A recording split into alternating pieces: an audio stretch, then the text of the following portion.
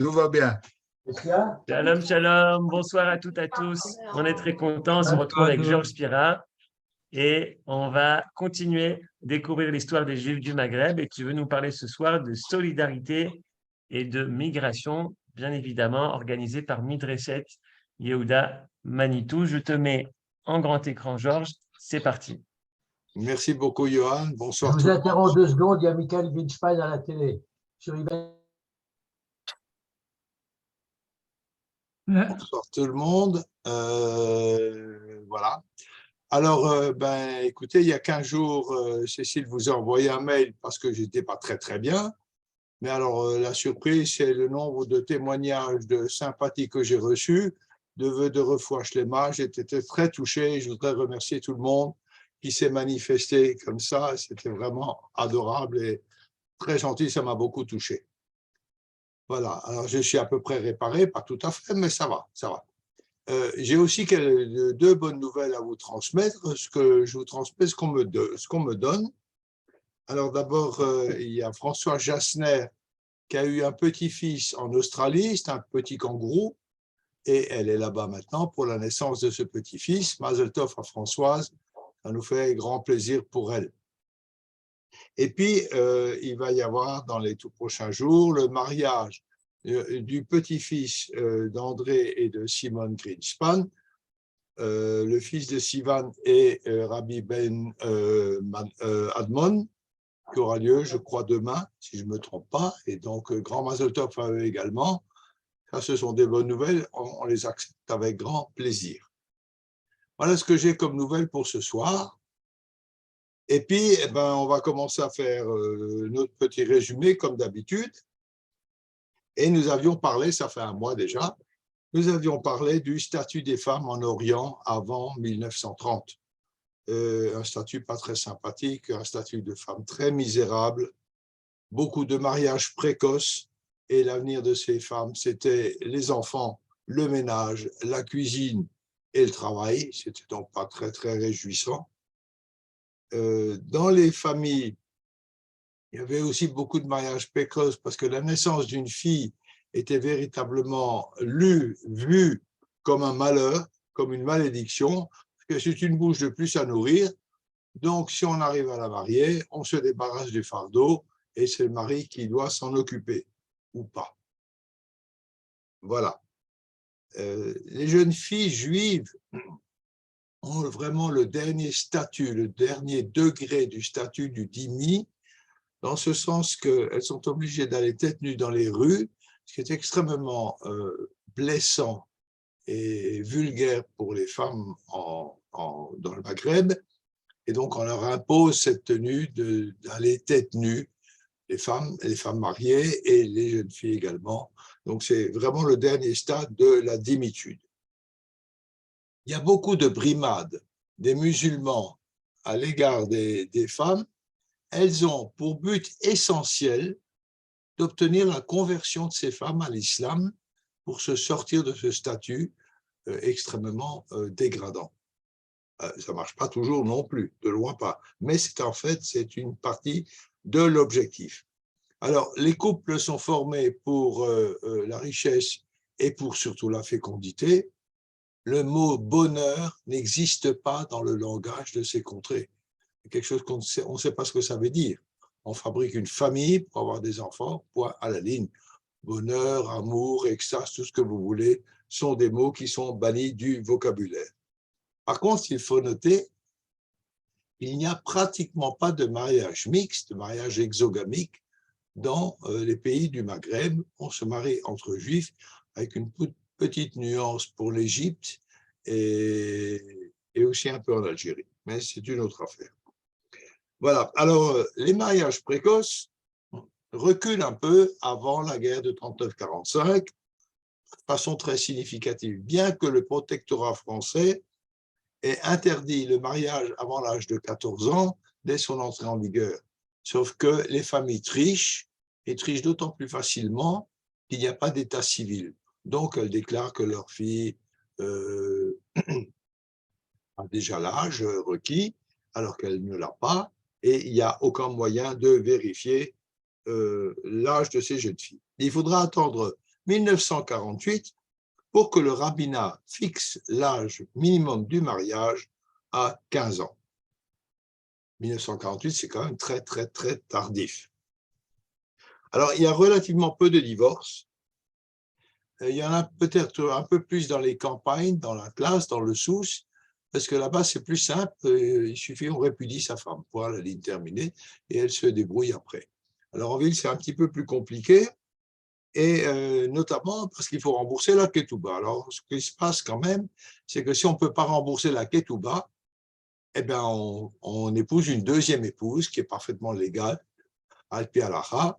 Je ne sais pas quel est le sort de la première épouse, il ne doit pas être très enviable dans ces cas-là.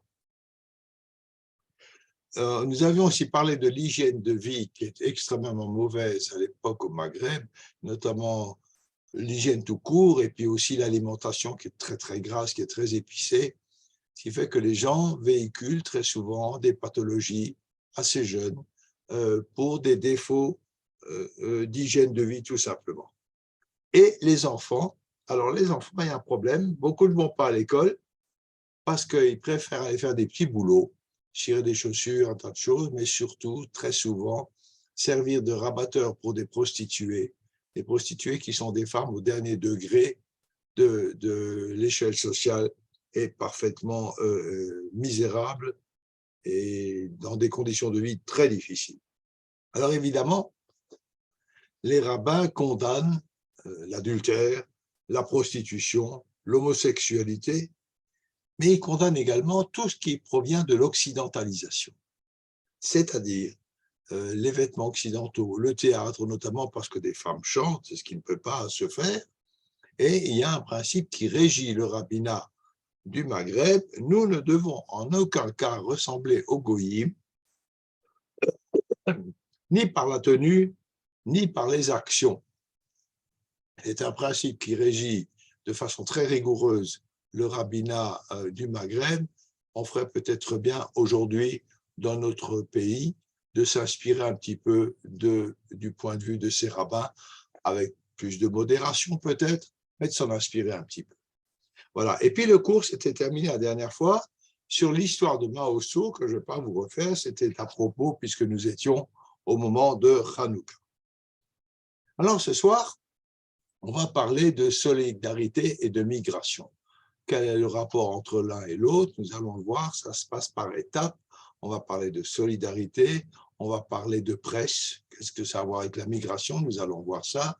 On va parler des langues qui sont parlées. Alors là, c'est assez facile de comprendre que les langues, plus on a de langues, plus l'émigration est possible. Et nous arriverons ensuite à la migration. On ne va pas tout faire ce soir, mais on va commencer un petit peu. Est-ce que vous m'entendez à peu près bien? Moi, juste un signe de la tête. Ça va? OK. Alors, en 1933, Hitler arrive au pouvoir. Ce n'est pas un scoop. Par contre, son arrivée au pouvoir est un véritable tremblement de terre pour tout le judaïsme mondial, évidemment. Et quand je vous parlais de solidarité, c'est que nous avons souvent parlé de l'Alliance israélite universelle, qui s'est mobilisée pour les Juifs des pays musulmans à partir de 1860, et c'est un vrai geste de solidarité désintéressé, gratuit, profond, sincère à l'égard de ces communautés qui étaient dans une situation extrêmement difficile. Ce que je voudrais relever, c'est que la solidarité ne marche pas à sens unique et qu'il y a eu aussi un retour de cette solidarité dont on ne parle jamais ou pratiquement jamais. Alors, qu'est-ce qui se passe? Dans tout l'Orient arabe, les communautés se mobilisent et créent des comités de soutien aux Juifs d'Allemagne, également des caisses de secours. Ça, on ne le sait pas en général, et pourtant ça s'est fait, et ça s'est fait de façon extrêmement importante. Ça, c'est une chose. Et puis, en même temps, 1934, c'est donc pratiquement au même moment, il y a un pogrom à Constantine. Et ces mêmes caisses de secours vont intervenir pour aider les Juifs de Constantine. Alors, ce sont deux événements dissemblables, dans la mesure où Constantine, c'est un lieu, un moment, et c'est juste une ville. Évidemment, l'arrivée des nazis, vous savez ce que ça a entraîné, c'est tout le continent européen qui est concerné par les exactions des Allemands. Donc, événement dissemblable, mais pourtant, il montre une réalité. Cette réalité, c'est l'existence, premièrement, d'une solidarité juive dans le malheur, dans tous les sens, des Ashkénazes vers les Sfarades, des Sfaradim vers les Ashkénazes, dans tous les sens, il y a une vraie solidarité. Et également de l'engagement des Juifs du monde arabe aux côtés des Juifs d'Europe. Ça, je voulais vraiment le souligner, c'est quelque chose qui est tout à fait méconnu, et il faut le dire, nous sommes solidaires, mais cette solidarité marche dans les deux sens. Et on va un peu illustrer mon propos. Déjà, il y a eu une première collecte de fonds pour les Juifs victimes des pogroms russes entre 1881 et 1884. Déjà là, une caisse de solidarité s'est créée pour aider ces Juifs russes. Alors, cette caisse de solidarité a été créée par les Juifs du Maroc. Mais également lors des pogroms de 1903-1906, ça c'est Kishinev. Et on va plus loin, même la presse du Caire, la presse juive du Caire, lance une souscription d'aide aux Juifs de Russie et de l'Est de la Pologne. Solidarité aussi lorsqu'il y a des pogroms au Maroc, évidemment, et c'est tout à fait normal. Et au Caire, en 1912, après le triple de Fès en 1912, l'Alliance israélite lance une souscription. Et d'ailleurs, cette souscription est promue et développée par un juif ashkénaze qui est installé au Caire, qui s'appelle Asher Bloom, qui parle des massacres de Fès dans le cadre, alors pas dans le cadre de l'Alliance, là, dans le cadre d'une association sioniste locale du Caire. Donc vous voyez là, on a l'Alliance, on en a parlé, on a des communautés juives marocaines, là on a une association sioniste. Tous ces gens, à des degrés divers, à des moments différents, vont se mobiliser pour s'aider les uns les autres. Et c'est quelque chose d'extrêmement important et de très, très chaleureux. Je continue là-dessus. Montefiore, dont on a déjà parlé, en 1864, voyage au Maroc. Il se rend compte de la situation des Juifs au Maroc et, lors de son retour, il diffuse cette situation. Elle est largement répandue, racontée dans le monde occidental. Alors, 1864, nous sommes déjà 4 ans après la création de l'Alliance israélite, 2 ans après la première école à Tétouan, en 1862, et il est clair que l'intervention de Montefiore va développer la solidarité juive de l'Alliance et il va créer en Angleterre le Board of Deputies, c'est exactement l'équivalent de l'Alliance qui va se mobiliser pour les Juifs des pays arabo-musulmans. Solidarité aussi avec les victimes des guerres balkaniques. C'est tout à fait un autre territoire, là. Et Sommer, c'est un délégué de l'Alliance, nous rapporte l'histoire d'un petit garçon d'une dizaine d'années dans une école qui tend à tirelire au maître et qui lui dit c'est pour mes frères malheureux des pays balkaniques. Un vrai petit héros de la Tzedaka. Si ce petit garçon a réagi comme ça, c'est parce que c'est le résultat d'une éducation, c'est bien évident. Il n'est pas venu comme ça de sa tête. On lui a raconté une histoire, il en est triste, mais il a la réaction de quelqu'un qui a reçu une éducation allant dans ce sens. Et cette attitude de fraternité est récurrente. La Première Guerre mondiale, d'ailleurs, a montré la précarité de la condition juive. Bien avant l'affaire des nazis, déjà la Première Guerre mondiale, que ce soit en Russie, que ce soit en Pologne, dans certains secteurs de la Pologne, un petit peu partout dans le monde, on se rend compte que la situation des Juifs n'est absolument pas assurée. Septembre 1915 à Tanger. Semach évoque des élèves dans une école qui sont très, très choqués par les souffrances qu'on leur raconte de millions de Juifs polonais de Galicie qui sont ruinés, affamés, massacrés par les armées victorieuses qui déferlent sur l'est de l'Europe. Et alors, là, il se passe un phénomène assez intéressant, c'est que l'Alliance israélite va commencer à agir contre ses principes.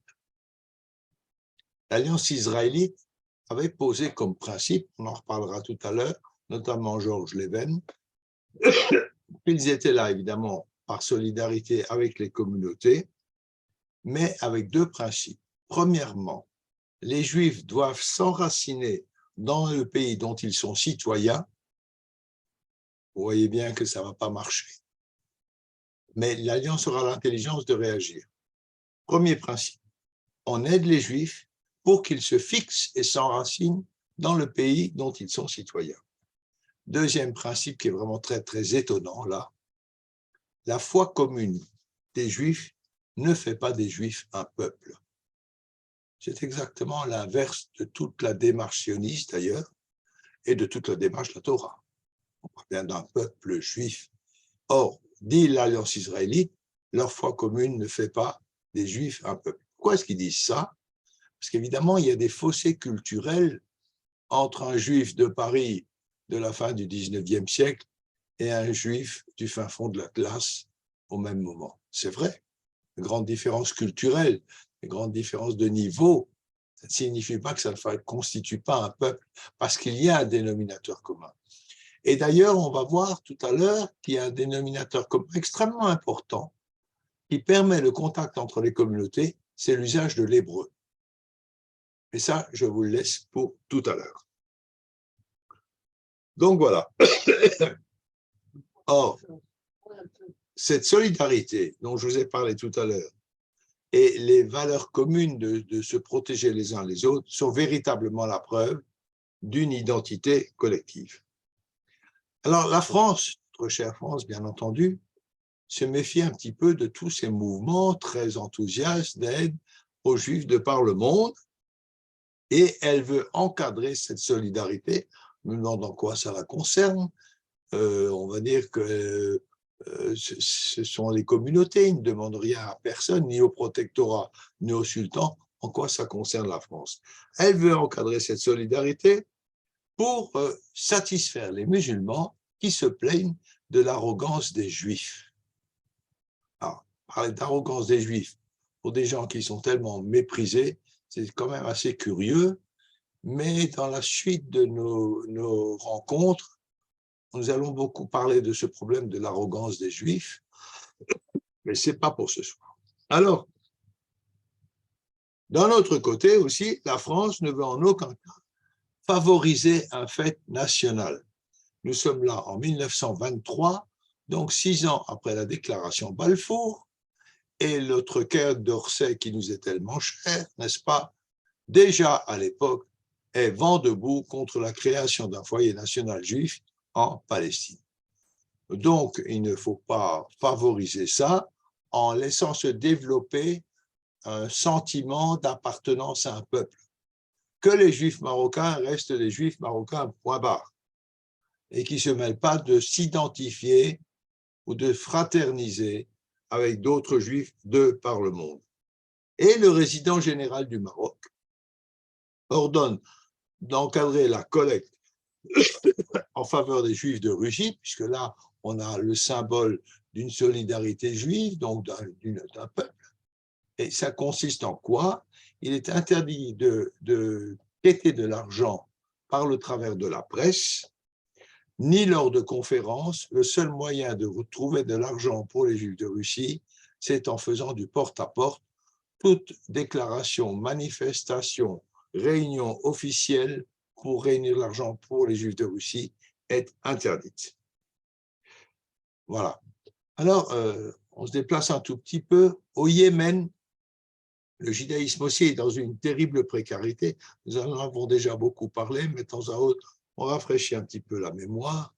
Les femmes sont violées, les travaux les plus répugnants sont imposés aux Juifs, débarrasser les charognes dans les rues, etc. Et ils reçoivent de coups et il y a beaucoup de suicides au Yémen, parce que la situation est vraiment très, très dure. Or, l'Angleterre l'Angleterre a pris pied à Aden en 1839. Et Montefiore intervient en faveur des Juifs du Yémen auprès de l'Angleterre en lui demandant d'essayer de jeter un peu un coup d'œil pour adoucir le sort des gens. Et en 1865, c'est la première fois que la communauté juive du Yémen demande l'aide de la diaspora. Je prends. La première fois qu'ils demandent l'aide de la diaspora, jamais ils n'ont tendu la main, mais là, vraiment, ça devient très difficile. Et du coup, les Juifs d'Orient vont se mobiliser, mais pas seulement eux, les Juifs d'Occident également, et vont faire tout ce qu'ils peuvent pour aider ces Juifs du Yémen. Yom Tov Semar, dont je vous ai longuement parlé en vous parlant de son petit bouquin, de son récit de son voyage, rentre du Yémen en 1910 et parle du désespoir des Juifs de Sanaa. Alors, on va essayer d'en faire partir un certain nombre et, excusez-moi, ils vont partir, mais ils ne peuvent pas partir par bateau parce que le bateau, c'est quand même très cher. Donc, on va à pied et la route nous mène jusqu'en Égypte, passe par l'Égypte pour arriver ensuite à Jérusalem.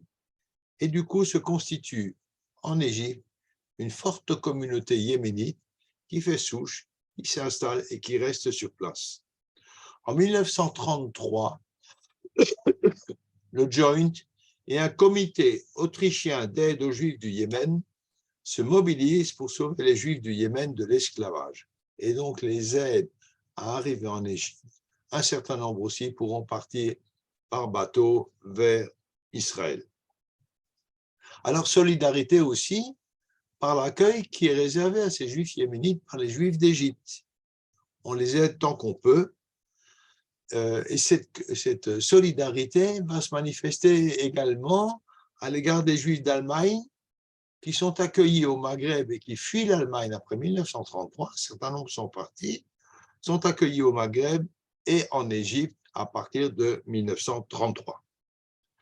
Beaucoup de Juifs russes aussi étaient arrivés en Égypte après les massacres de Kishinev, les pogroms de Kishinev, 1903-1904.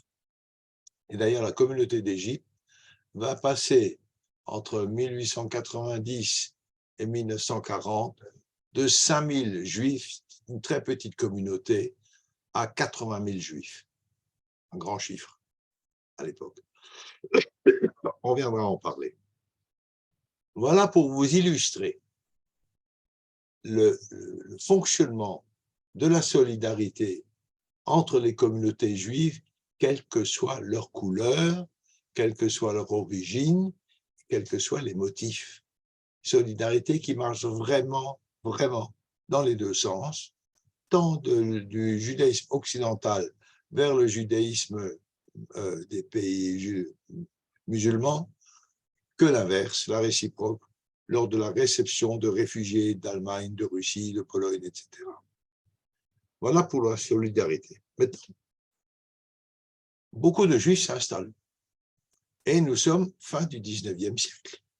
Et c'est le moment où la presse va se développer. Vous allez voir pourquoi je vous parle de la presse, pourquoi je vous parle des langues, parce que tout ça concourt à une migration dont nous parlerons plus tard. Alors, entre 1870 et 1950, la presse juive est florissante dans les pays arabes, essentiellement d'ailleurs en Tunisie, et elle est rédigée en judéo-arabe ou en franco-arabe, mais très très rapidement, elle sera majoritairement rédigée dans une langue européenne. En 1863, on a une première imprimerie pour des journaux, une première imprimerie hébraïque à Bagdad, et puis après, à partir de 1870, on a beaucoup d'imprimeries qui s'installent et on va retrouver 140 périodiques en Tunisie entre 1870 et 1950, 68 en Égypte, 41 au Maroc, une quinzaine en Libye. Alors, tous ces journaux paraissent au départ en deux langues et très rapidement en une seule langue, essentiellement d'ailleurs européenne. Sauf en Irak, où la diglossie. La diglossie, c'est le fait de faire paraître un journal en deux langues. Soit sur le même journal, soit la même édition en deux langues différentes. Par exemple, pour vous dire que ce ne sont pas des pays arriérés, la diglossie des journaux alsaciens, des feuilles de chou locales, qui s'appelaient Les Dernières Nouvelles ou l'Alsace, ont paru en deux langues, en allemand et en français, jusqu'il y a une vingtaine d'années. Donc très récemment, on pouvait acheter au kiosque Les Dernières Nouvelles d'Alsace en allemand, parce que l'Alsace était bilingue. Voilà.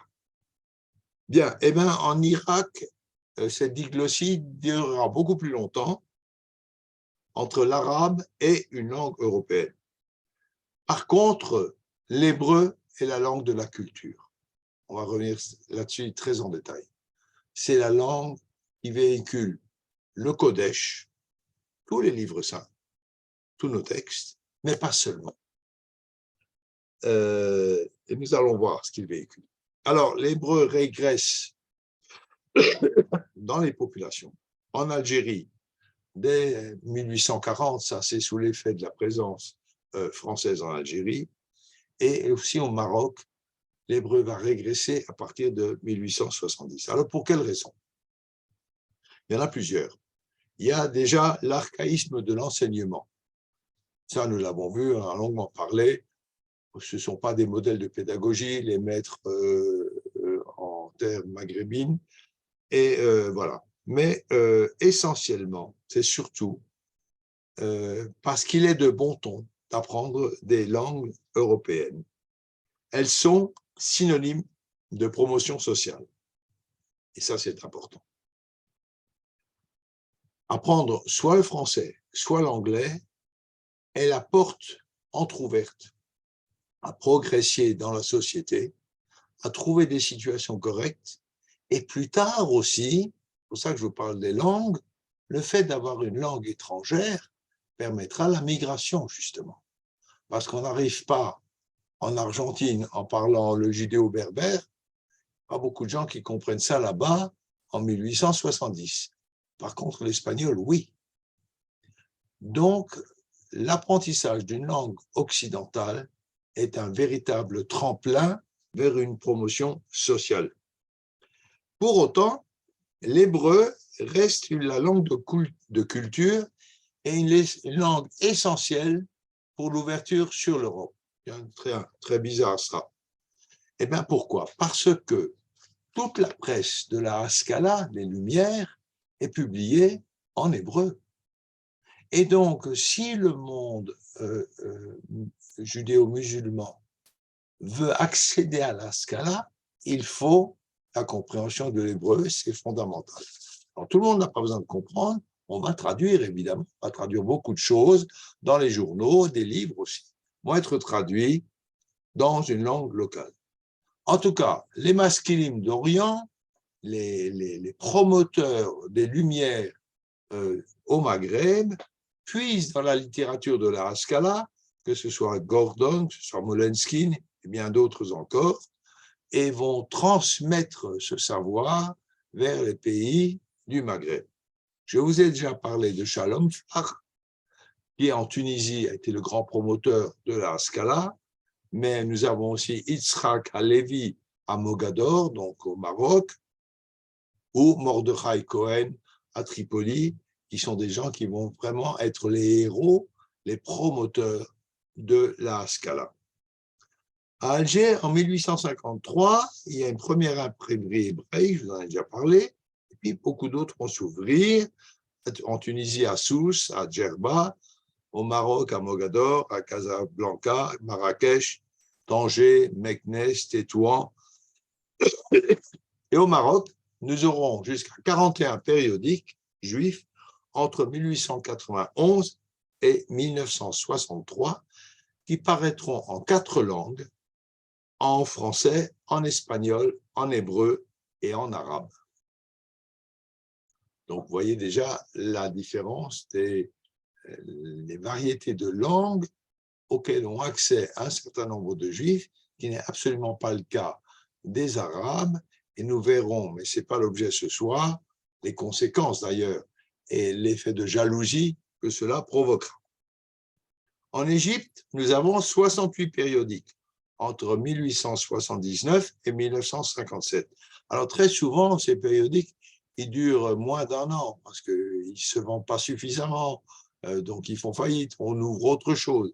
Mais ce qui est intéressant de noter, il y a un quotidien qui est paru pendant 20 ans et qui s'appelle Israël et qui est paru pendant 20 ans en Égypte, en arabe, en hébreu et en français.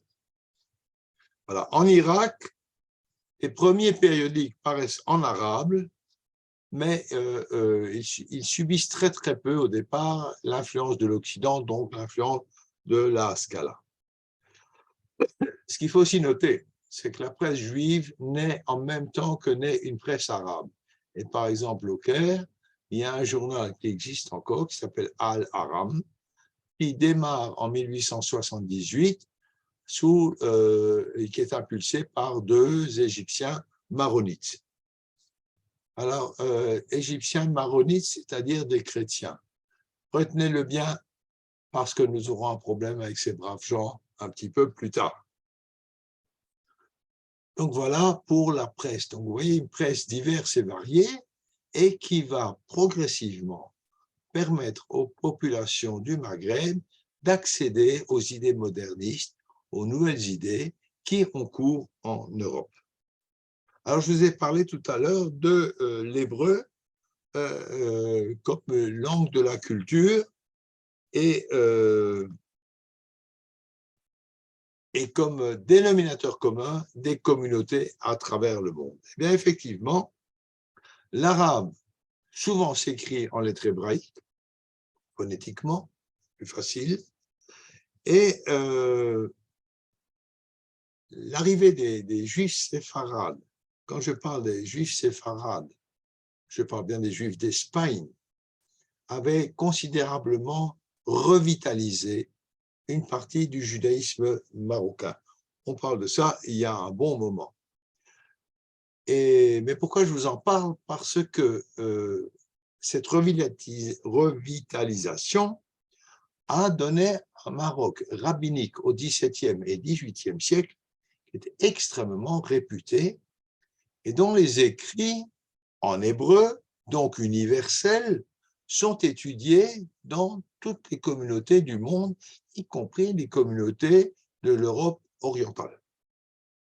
Voilà, et nous avons des talmidim d'Orient et des talmidim d'Occident qui connaissent les œuvres des rabbins marocains, qui discutent de ces œuvres, qui échangent aussi. On s'écrit des lettres, évidemment toujours en hébreu, le dénominateur commun, et nous avons quelques noms comme ça, comme Rabbi Yaakov Ben Tzur de Fès, dont les dates sont 1673-1753. Il a écrit un livre qui s'appelle Mishpat Tzedaka le Yaakov. On a un nom très connu, Chaim Ben Attar. Il y en a beaucoup, beaucoup, beaucoup d'autres. Les dates de Chaim Ben Attar sont 1669-1743. Lui, il est né à Salé, au Maroc, et il est décédé à Yerushalayim. Il est vu, jusqu'à aujourd'hui, comme une des plus grandes autorités rabbiniques du Maroc du XVIIe et du XVIIIe siècle. Ce sont vraiment des gens de très, très grand niveau culturel, de très grands talmidim chachamim. Il y en a beaucoup, beaucoup, beaucoup d'autres. On peut passer des heures à raconter l'histoire de tous ces rabbins. On a beaucoup oublié, beaucoup d'écrits se sont perdus, malheureusement, mais il y a eu un grand savoir chez les Juifs du Maroc. Il y a une école de Meknes qui prend le relais, avec Rabbi David Hassin, les dates c'est 1730, 1790, qui a écrit beaucoup de piyutim, etc., etc. Alors, très tôt déjà, là on ne parle pas de journaux, mais on parle de livres, une presse hébraïque avait été installée à Fès par des Juifs portugais entre 1515 et 1522. Très intéressant de relever ça, parce que les premières imprimeries de livres en arabe date du 19e siècle. Regardez le retard de développement culturel du monde arabe par rapport au monde juif. Les Juifs qui ont fui le Portugal et l'Espagne sont venus avec leur machine à imprimer des livres qui a donc fonctionné très très tôt. Très tôt aussi, il y a eu des voyages Orient-Occident, Orient-Jérusalem, qui enrichissent la vie culturelle, parce que tous ces gens qui voyagent, ce n'est pas beaucoup de monde, mais ce sont des rabbins qui viennent avec des idées, des développements, qui partagent, qui enrichissent. C'est comme ça qu'on a des grands rabbins au Maroc, de grandes personnalités qui se sont enrichis du savoir occidental et qui eux-mêmes ont enrichi le savoir occidental. Ça marche complètement dans les deux sens. Et ces échanges ont continué jusqu'à une époque beaucoup plus récente. Par exemple, les maskilim de l'Orient séfarade. Alors là, je vais faire une nuance très bien, la distinction. Les maskilim de l'Orient séfarade sont des juifs originaires d'Espagne au départ et qui sont installés au Maghreb. Ces maskilim séfarades vont avoir un rôle moteur dans le développement et dans le rayonnement de la Haskalah dans l'Orient judéo-arabe, qui est loin de ça, qui est beaucoup plus retiré, mais qui, grâce à ses frères, notamment du nord du Maroc, vont avoir accès à ce savoir. Il y a également les maîtres de l'Alliance israélite qui, eux aussi, vont faire la promotion de cette modernité, et notamment pas mal de maîtres originaires des Balkans. Et donc, ces juifs originaires des Balkans sont tous des juifs séfarades qui ont fui l'Espagne ou le Portugal. Et ces gens aussi vont amener leur accessibilité à la Haskalah dans les communautés du Maroc. Nous avons un personnage tout à fait intéressant qui s'appelle Yehuda Nechama. Les dates sont 1825-1899. Il est originaire de Salonique et il a fait une telle promotion de la Haskalah qu'on l'a appelé le Mendelssohn turc. Alors pourquoi turc? Parce qu'à l'époque, Salonique était encore sous domination turque dans l'Empire ottoman. Le Mendelssohn turc, Yehuda Nechama. Mais il n'y a pas que lui. On a un monsieur qui s'appelle Joseph Halevi. Joseph Halevi, 1827-1917, il est mort très âgé, 90 ans. Il est originaire d'Andrinople. C'est un très grand hébraïsant. Lui aussi va assurer la promotion de la Haskalah. Encore un ou deux noms. Abraham Danon, 1857-1725. Baruch Mitrani, c'est les mêmes époques à peu près. Tous ces maîtres apportent la modernisation du judaïsme de l'Orient arabe. Donc c'est comme ça que progressivement, ce mouvement va pénétrer les communautés. Nous verrons qu'il y a des conséquences très importantes, notamment la prise de conscience, et ça c'est pas l'objet ce soir, la prise de conscience par les jeunes juifs des pays du Maghreb qu'ils sont des hommes comme tous les hommes, qu'ils ont des droits, qu'ils ont des devoirs, mais qu'ils ont des droits. Et ça va être un bouleversement terrible dans le monde arabe, mais ce n'est pas l'objet de la discussion ce soir. Alors, quand même, la situation linguistique est confuse dans la mesure où, dans un seul pays comme le Maroc, par exemple, et jusqu'à la fin, il y a un véritable mélange des langues. Il y a le bilinguisme arabe-hébreu, évidemment, mais ça, c'est essentiellement chez les lettrés. Alors, dans les campagnes, on parle le berbère dans les relations quotidiennes avec les voisins, mais à la maison, on parle l'arabe. On ne parle pas d'hébreu, là. Au nord du Maroc, on parle la Haketia qui est donc une langue qui est importée d'Espagne, judéo-espagnol. Et puis, par contre, la Haketia qu'on parle également à Fès et à Meknès, qui sont des villes de l'intérieur, pas du bord de mer, là, elle sera assez rapidement oubliée, la Haketia. Elle est par contre maintenue très vivace à Tanger et à Tétouan. Et quand les Espagnols vont envahir Tétouan en 1860, la Raquetia va se rapprocher dans sa syntaxe du castillan traditionnel espagnol.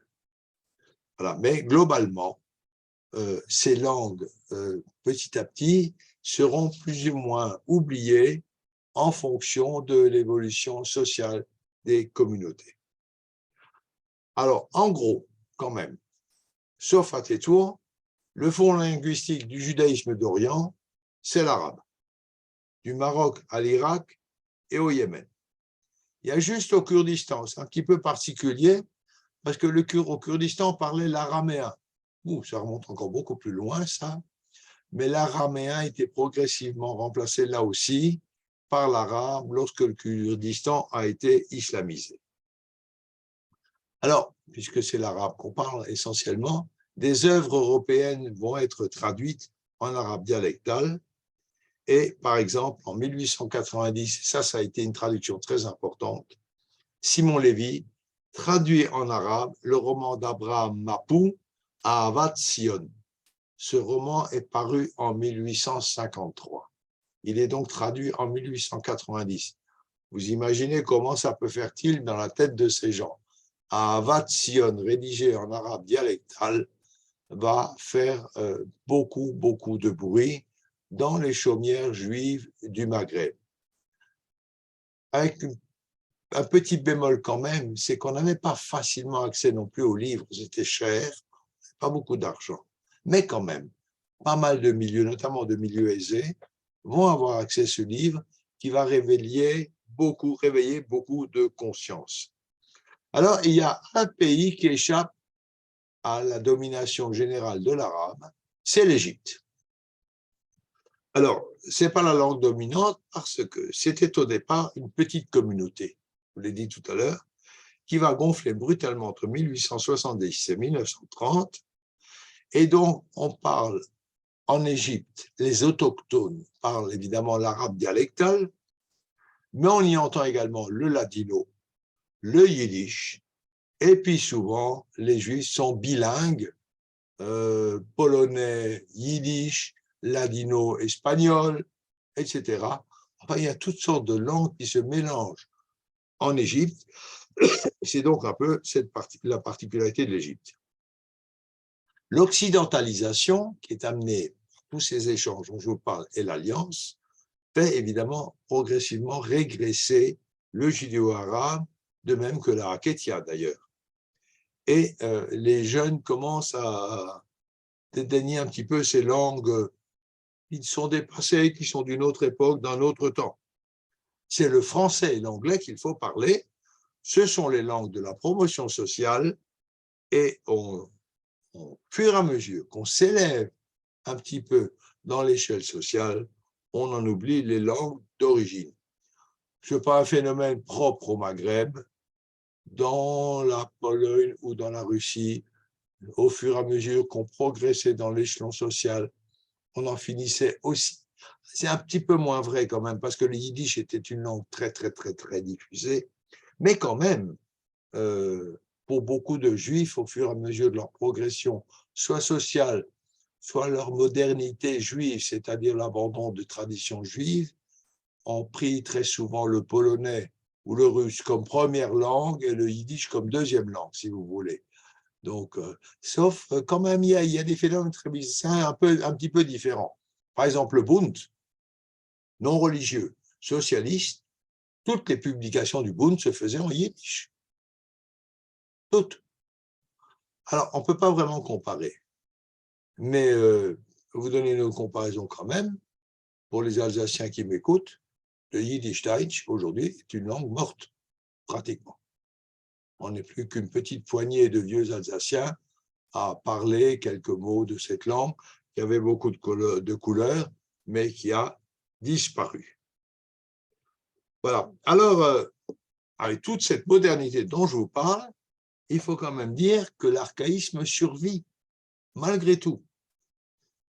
Et tous les témoignages occidentaux sont concordants, ils en sont presque monotones, parce qu'ils disent tous à peu près la même chose, ressassent tout le temps les mêmes observations.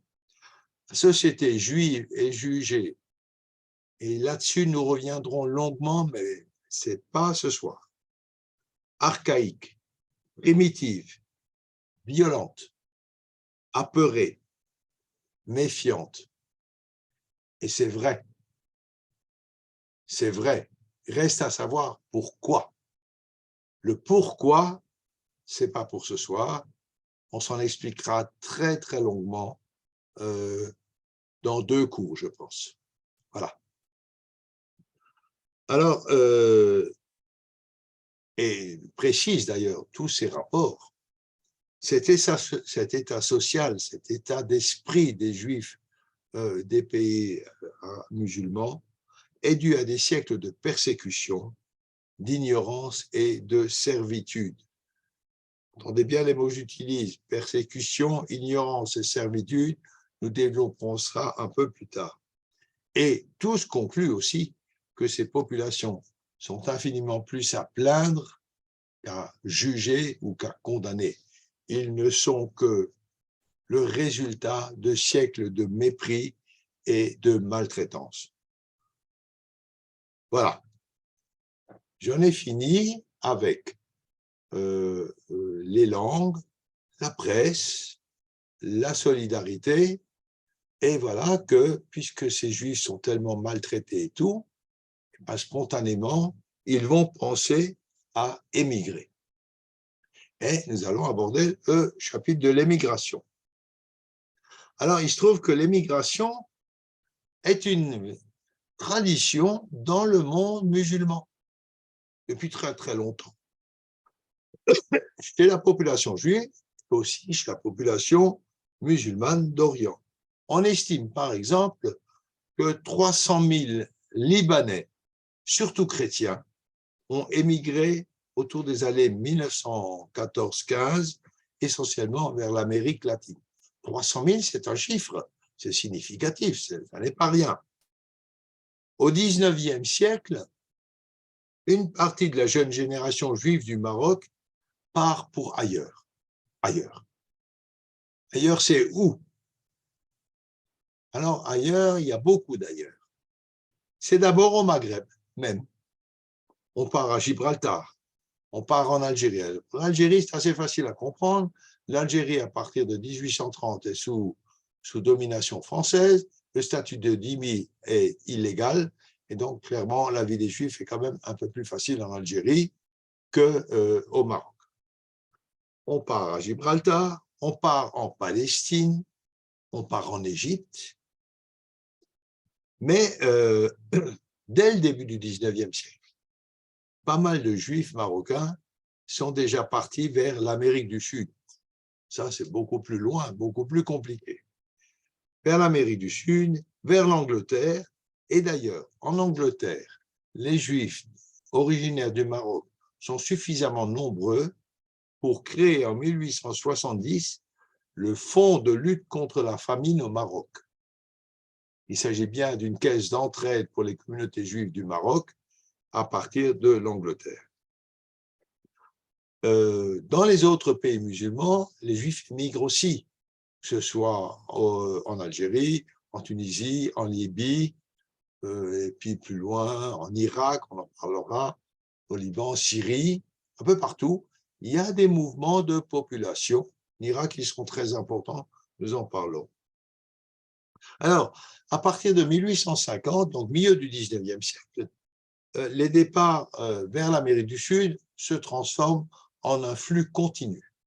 On a vraiment une émigration importante vers le Venezuela et vers le Brésil. Ce sont les 2 premiers pays. Et à partir de 1880, pour toutes sortes de raisons politiques locales, l'émigration se fera également vers l'Argentine. Alors, ces départs, très logiquement, se font essentiellement à partir des communautés, des villes portuaires.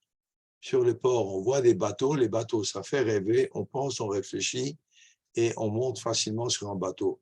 Évidemment, quand on habite dans l'Atlas ou dans le sud marocain, la mer, c'est loin. On n'a pas du tout la même approche. Donc, les départs se font essentiellement des villes portuaires. L'ouverture de l'école de l'Alliance à Tétouan en 1862 a accéléré ce processus d'émigration, notamment à cause de l'ouverture de l'esprit de ces enfants par l'instruction vers un autre monde, vers autre chose. Et les chiffres sont tout à fait éloquents.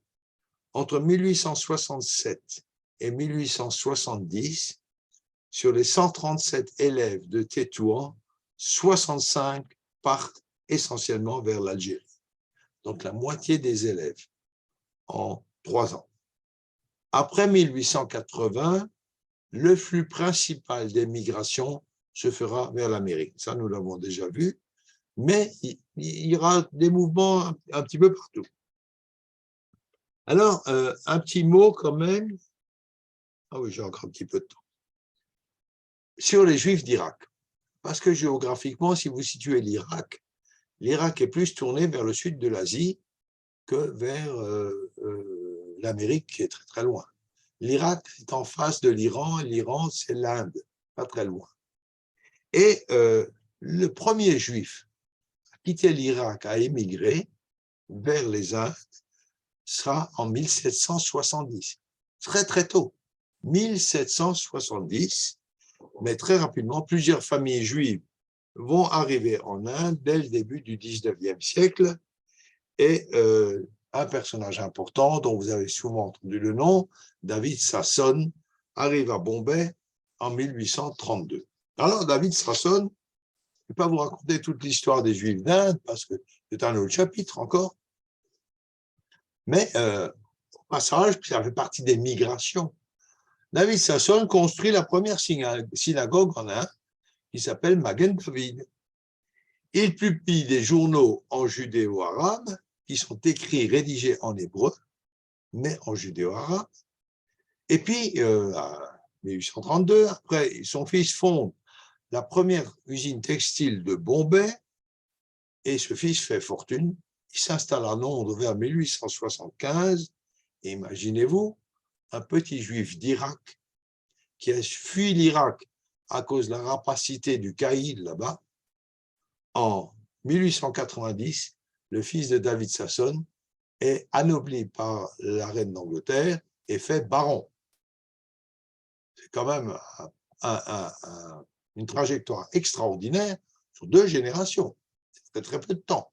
Entre 1832 et 1890, on a un petit juif du fin fond de l'Irak qui devient un père, un baron de la couronne d'Angleterre.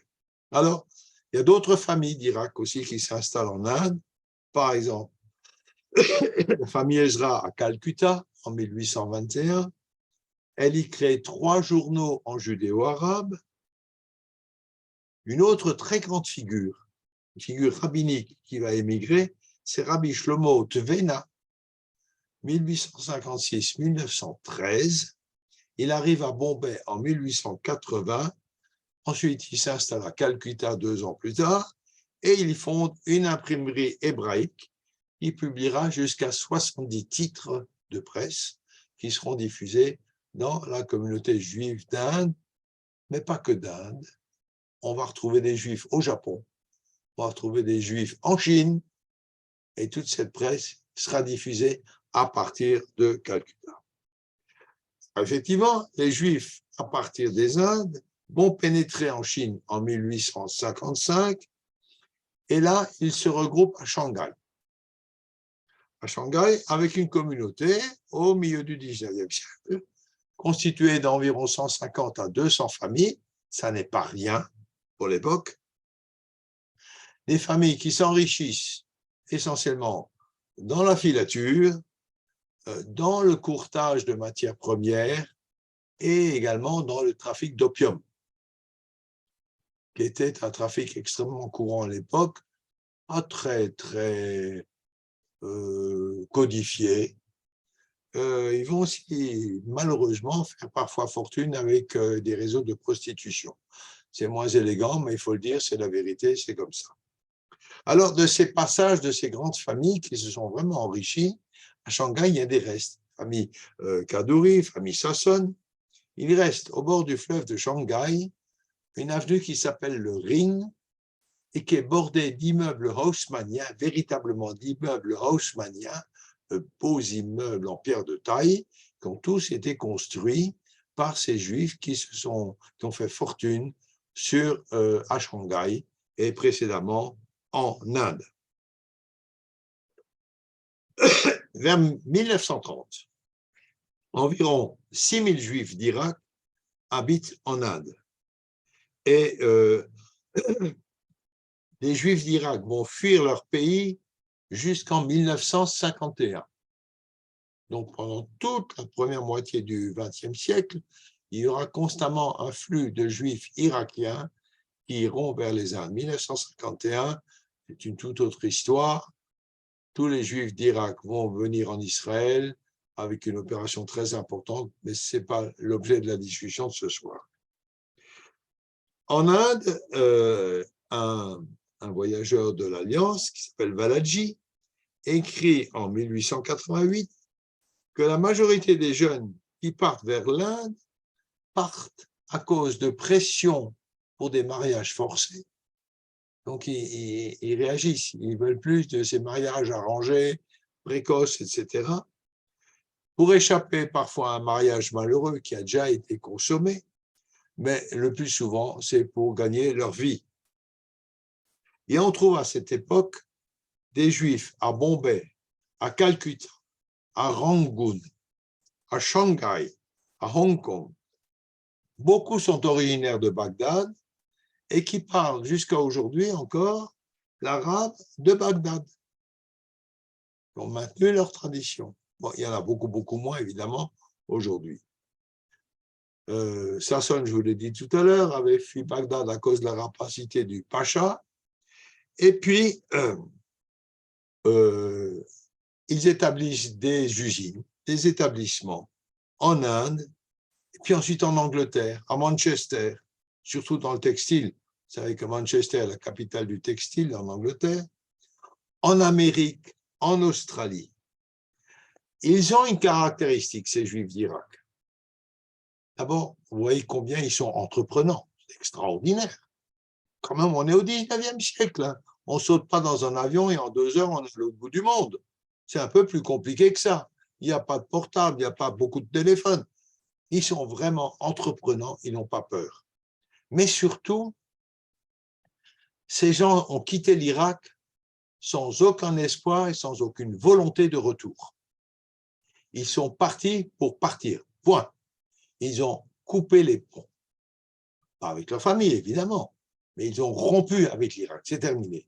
Ce n'est pas le cas des Juifs marocains au départ.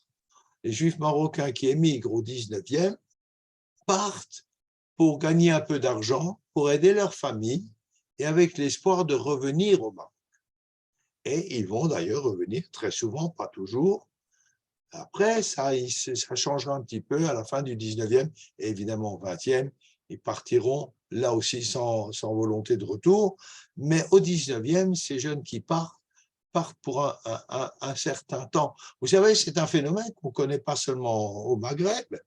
Dans mon Alsace natale, on a des villages comme dans le Bas-Rhin. Ça s'appelle de nouveau ce pâte-là? Hein? Ingwiller. Ingwiller, oui, Ingwiller. Le nom m'échappait. À Ingwiller, il était de tradition qu'un garçon de la famille parte aux États-Unis pour gagner de l'argent. Il était très souvent limier, c'est-à-dire qu'il vendait des limes. Les limes, ça servait beaucoup parce qu'il n'y avait pas beaucoup de machines. Donc, on limait à la main. Et ils envoyaient de l'argent pour doter leurs sœurs pour pouvoir les marier. Parce qu'on n'était pas très riche en Alsace non plus. Ce n'était pas comme au Maroc, évidemment. Mais enfin, tout le monde était loin d'être de grands bourgeois. Et il était classique, courant, qu'un jeune de la famille, dans d'autres villages aussi, parte aux États-Unis. Certains sont partis en Chine pour gagner un peu d'argent et aider leur famille. Donc, pas surprenant que les Juifs marocains, eux, partaient avec l'espoir de revenir. Ce n'est pas du tout l'état d'esprit des Juifs d'Irak qui partaient sans billet de retour. Voilà, l'Alliance israélite, dans un rapport de 1905, dit qu'il y a dans les républiques sud-américaines par centaines d'anciens élèves des écoles du Maroc et de Syrie, par centaines. Des élèves de Bagdad sont en Chine, en Inde, au Japon, ce qu'on vient de voir. Des élèves de Smyrne, regardez un petit peu cette géographie, de Constantinople, de Jérusalem, d'Alep, Syrie, se retrouvent à Paris, à Londres, à Manchester. En Amérique du Sud, vers 1900, la majorité des immigrants viennent du Maroc. La majorité. Encore un chiffre. En 1900, à Tétouan, 95% des élèves de l'école de l'Alliance partent pour l'Amérique du Sud. 95%. C'est considérable. Et au Yémen, alors, pauvre Yémen, mais là aussi, il y a un important flux de départ entre 1880 et 1914. On estime qu'environ 10% de la communauté, c'est-à-dire à peu près 3000, 3500 juifs, sont partis. Mais là, l'émigration a une seule destination. Nous sommes dans une communauté qui a un tout autre registre spirituel que les communautés des pays islamiques, des pays arabes. Il n'y a qu'une destination, c'est la Palestine. Les Juifs du Yémen sont infiniment plus mystiques, sont très cultivés en matière de Kodesh et n'ont qu'un objectif. Pour eux, ils sont en Jalout, en Galoute, dans l'attente de retourner en Eretz Israël. Il n'y a pas d'autre destination imaginable, pensable et pour eux. Il n'y a qu'une destination, c'est Eretz Israël. C'est une différence fondamentale de culture, d'éducation, d'apprentissage. C'est les motivations ne sont pas les mêmes. Les motivations au Maroc sont très souvent financières, économiques, on comprend très très bien. Les motivations au Yémen sont évidemment d'échapper à une situation très difficile, mais échapper, ça n'est que l'accomplissement de ce qui doit advenir de la communauté en Galoute du Yémen, c'est monter en Eretz Israël. Voilà. Alors, je m'arrête là pour ce soir. La prochaine fois, nous allons parler encore de migration interne et puis nous verrons la migration vers la Palestine, évidemment. C'est quand même un chapitre très important et encore beaucoup de choses à raconter. Si je peux vous répondre à des questions, c'est le moment.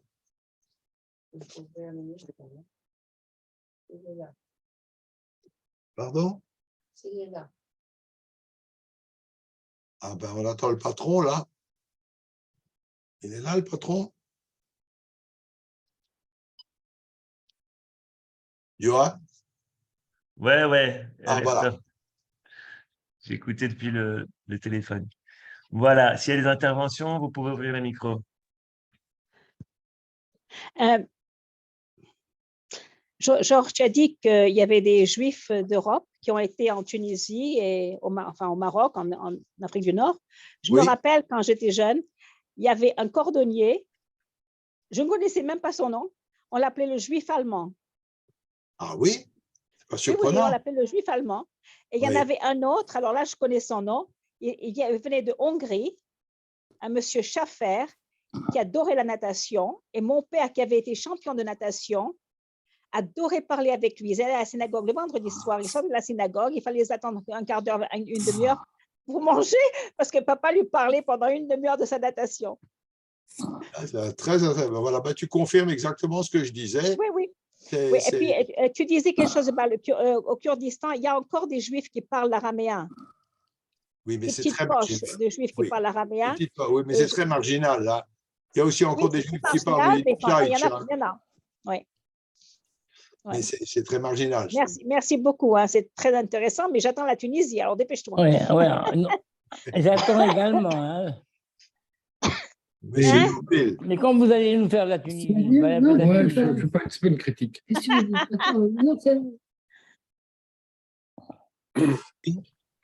y a une question. Ah, oui, monsieur? Comment qui va, mon fiston? Ouais, ça va. Tu as parlé de l'influence de la Haskalah dans les pays du Maghreb. Oui. Et il Et n'y avait son pas fils- d'influence, et il son y avait pas fils- d'influence du mouvement libéral. Vu Ah, qu'il y avait des juifs allemands qui arrivaient. Et... non, alors, ce que tu appelles le mouvement libéral est postérieur, c'est après 1912 déjà. Et Ouais, ou après, ouais. oui, non, je crois pas. Je crois pas. C'est Mhm. vraiment à ce cas-là. Alors après, ils vont aller très très vite dans la modernisation de leur judaïsme, mais le mouvement libéral, c'est quand même très allemand et américain. C'est les Allemands qui l'ont amené aux États-Unis et je crois que ça a moins influencé au Maroc. Mais la question mérite d'être creusée. Je vais quand même regarder un petit peu plus près. Merci pour la question, mon fiston. Georges, s'il te plaît. Oui, Si tu vois. André. Oui, en Irak, tu parles de l'araméen, mais j'entends bien les juifs irakiens des zones venus des zones kurdes qui disent qu'ils parlaient et qu'ils parlent encore, qu'ils connaissent le kurde, la langue kurde. Est-ce que c'est la même chose que l'araméen ou bien Non, c'est une langue le kurde, c'est le spécifique? kurde. Non, Et alors, il paraît qu'en Irak, il y avait des villages où les juifs parlaient l'arabe et des villages où les juifs parlaient le kurde. Et ils avaient beaucoup de mal à communiquer entre eux. ah, ça c'est très possible. Hein. Ça c'est très très possible. Absolument. Mais ce sont deux langues différentes. Le kurde est au Kurdistan, ce qu'est l'arabe dans les pays musulmans. Et l'araméen, si tu veux, c'est comme l'hébreu pour les juifs. Non, ce sont deux langues différentes. Mais l'araméen, c'est perdu. C'est sûr qu'il y a encore des poches où on le parle, mais ce sont des Ce sont des langues. chrétiens qui le parlent plutôt, l'araméen, aujourd'hui, en Syrie, je crois. Hein. Ils parlent le copte aussi. Non, c'est le syriaque. C'est le syriaque. Syriaque, oui. Et vous pouvez chercher sur le Google. J'ai entendu, une fois, c'était à la radio en Angleterre, j'ai entendu la prière, la prière une prière en syriaque. C'est très intéressant. D'ailleurs, moi, j'ai ici la Bible, hein, la Peshitta, qui est en syriaque. Ah oui, Oui, je l'ai ici. très intéressant.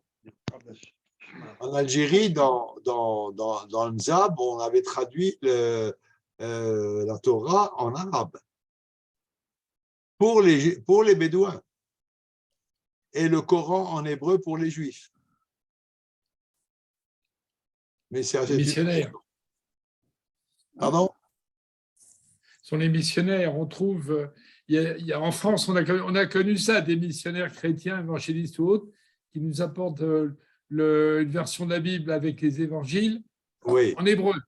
Non, mais c'est pas la même Ça chose. existe ça en Israël, à Jérusalem aussi. Là, il s'agissait vraiment d'entente entre les populations de l'orée du Sahara et les populations du Mzab, notamment à Gardaïa. Voilà, c'est ça la Bible en syriaque. Bon, ben je ne saurais pas lire. C'est une langue très intéressante et c'est un petit peu comme l'arabe. C'est l'ancêtre de l'arabe. Oui. Merci, Daniel. Pas de quoi. Voilà, vous avez d'autres questions? Aïwa, Ariel, on ne t'entend pas ce soir. Voilà, alors au Maroc, on avait des familles ashkénazis, on avait aussi des familles tsarfati, n'est-ce pas? C'était un Kinouï qui avait. En 1964, oui, quand ils ont commencé, il y avait un projet de faire ce qu'il y a aujourd'hui sur la place de France, au place Mohamed V, toute une série d'hôtels. Ils étaient en train de démolir le cinéma qui avait 3 étages, n'est-ce pas, avec 3000 places, le cinéma du Vox, mais ils ont aussi démoli, bien sûr, les galeries Lafayette. Or, au moment où ils ont fait ça, il fallait encore gagner quelques sous et ils ont sorti comment on appelle ça, des dépôts, enfin, des fonds qu'il y avait là-bas, tout ce qu'il y avait, tout ce qui était vendable, tout ce qui était comme ça, vraiment, c'était comme ça. Et c'est comme ça qu'à Casablanca, on a acheté 3 disques en yiddish et un disque aux États-Unis en hébreu aussi, fait aux États-Unis, et parce qu'il y avait encore à cette époque-là environ 16 000 juifs ashkénazes. Il y avait aussi donc le minyan polonais, comme ma mère appelait ça, pour Rosh Hashanah et Kippour.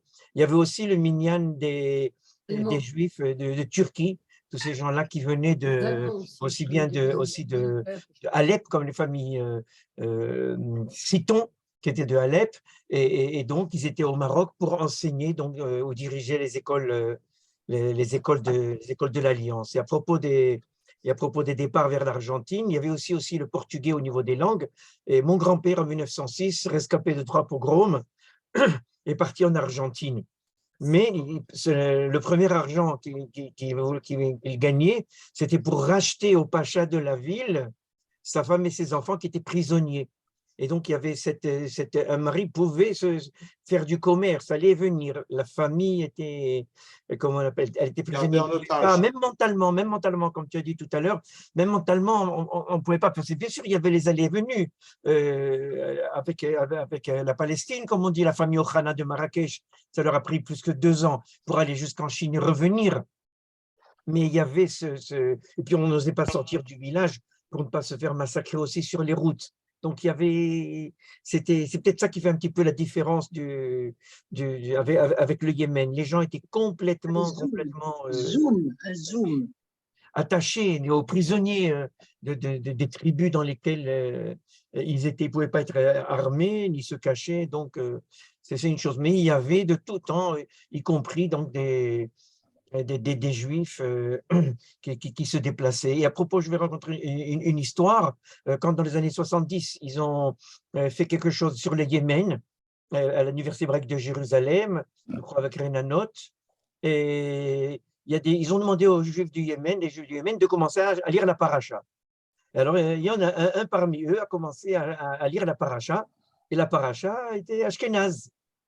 Et là, on dit non, mais c'est pas de chez nous. Et quand ils lui ont dit c'est pas de chez nous, alors après, le directeur de Renanot leur a expliqué, il y avait un marchand, un commerçant qui était venu de Hollande, n'est-ce pas, d'Amsterdam jusqu'à Aden ou jusqu'à Sanaa, la capitale. Et comme c'était jour de jeûne, ils lui ont fait le kavod de monter à la Torah. Et comme au Yémen, celui qui monte, il lit. Alors, il a eu la paracha ashkénaze. Voilà, c'est comme ça qu'ils ont raconté qu'il y avait, voilà, monsieur, comment il s'appelle, Barnea.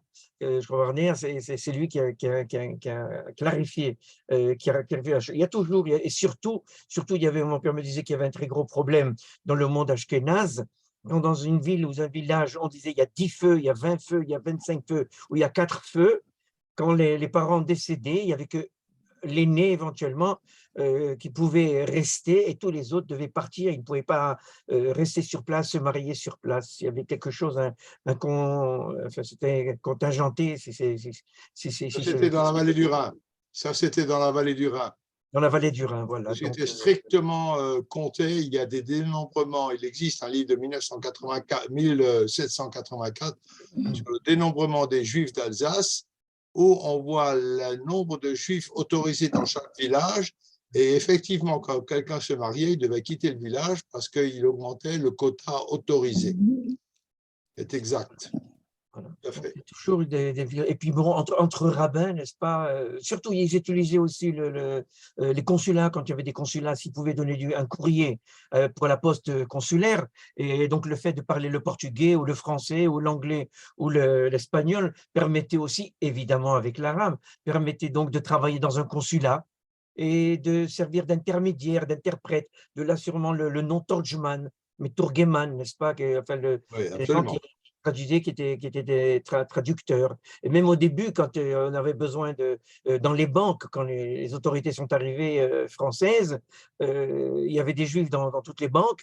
Et donc, même s'ils ne savaient pas écrire le français, ils écrivaient le français qu'ils parlaient en lettres hébraïques. Et donc, quand le chèque arrivait dans une autre banque, il y avait un Juif qui était là qui pouvait déchiffrer le chèque qui était écrit en français, mais avec des lettres hébraïques. Il y avait des Justement, choses… cet accès des Juifs à toutes les langues Oui. va provoquer énormément de jalousie auprès des Arabes et un très fort développement de l'antijudaïsme au Maroc. Oui, absolument. Même ceux qui sont allés ensuite, pour la première fois de l'histoire des Juifs du Maroc, si on peut dire comme ça, en exagérant un petit peu, tous les Juifs qui allaient travailler sur la base américaine de Noisser ou sur d'autres après le débarquement, ils avaient un salaire mensuel ou hebdomadaire, je ne sais pas comme c'était comme en Amérique, ou mensuel, qui rentrait tous les mois. Enfin, moi, j'étais trop petit pour voir ça. J'ai entendu ça par la suite, mais ils avaient beaucoup travaillé avec elles. Ils peuvent être jaloux, leurs esclaves ou leurs chiens, excusez-moi, n'est-ce pas, commencer à devenir indépendants, comme ils les appelaient. Et je comprends qu'il y avait beaucoup de jalousie, mais bon. Il y aura même un autre phénomène dont on parlera, ce sont les employés musulmans au service de maisons juives. Comment Oui. le maître devient l'esclave d'un maître juif, c'est impensable. Oui. Ça va poser de très gros problèmes. Mais ça, nous en parlerons quand on parlera en fait des ressorts culturels, religieux, psychologiques et sociaux des rapports entre les juifs et les musulmans. D'accord, je vais quand même juste une petite précision. Une fois que ce shlave est dépassé, c'est qu'une employée musulmane préférera d'abord trouver une plage chez un juif, Oui. et après chez un Européen. C'est tout pour les questions de cacheroute. J'arrête là. Oui. Non, pour aussi une question de traitement, de manière de se comporter avec elle. Ouais, Et ça ouais. montrait que c'était très mal vu. Ah, On parlera largement de ce problème-là, oui. parce qu'il nous Ah, éclaire Ariel. aujourd'hui. Oui. Ariel, tu as parlé des Sarfati et des Ashkénazis. Les Ashkénazis, ils venaient d'Allemagne, et Oui. c'est pour ça qu'on les a appelés Ashkénazis. Oui. Et les Sarfati venaient de France. Oui. Mais le nom Sarfati, originellement, vient de Rabbeinu Tam. Ah. Parce que les Juifs s'appelaient Yaakov ben Yitzhak et Yitzhak ben comme ça. Et puis, les Français ont demandé aux Juifs de prendre un nom de famille. Oui. Alors, Rabbeinu Tam a décidé de s'appeler Tsarfati. Ah, j'ai compris. Et apparemment, j'ai appris ça il n'y a pas longtemps, tous les Sarfati sont comment dire, j'oublie les mots, moi, Descendants des apparentés. Ils sont tous apparentés. Tous les Sarfati dans le monde sont apparentés, descendants de Rabbeinu Tam. Et j'ai découvert que mon arrière-grand-père paternel, c'était un Sarfati. Alors, Mazal Tov. je dois vous dire que moi, en tant que 100% séfarade, j'ai eu un choc parce que je me suis dit, alors, on descend des Ashkenazim. Non, mais sans rigoler, Rabbeinu Tam, le petit-fils de Rachi, descend du roi David. Et c'est là qu'on arrive à Sarfati. Très bien, il a fait mes hôtes. On apprend Merci tous les jours. beaucoup. Merci Toda rabba. beaucoup. Toda. À 15 jours.